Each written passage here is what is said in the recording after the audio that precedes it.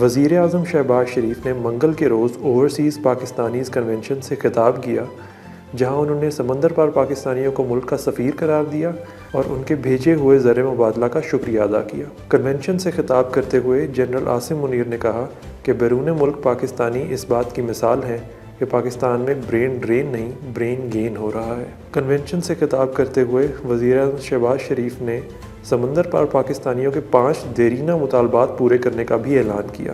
پہلا اعلان، سمندر پار پاکستانیوں کے لیے خصوصی عدالتیں قائم کی جائیں گی۔ دوسرا اعلان، سمندر پار پاکستانیوں کو ٹیکس فائلر کا سٹیٹس دیا جائے گا۔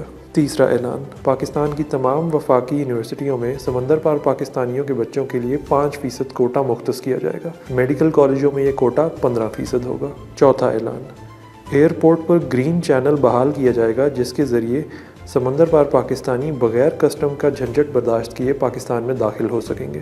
پانچواں اعلان، ہر سال سمندر پار پاکستانیوں میں سے مثالی خدمات دینے والوں کو 14 اگست کے روز خطابات اور انعامات دیے جائیں گے۔ سب سے زیادہ زر مبادلہ بھیجنے والے 15 سمندر پار پاکستانیوں کے لیے خصوصی انعامات کا بھی اعلان کیا جائے گا۔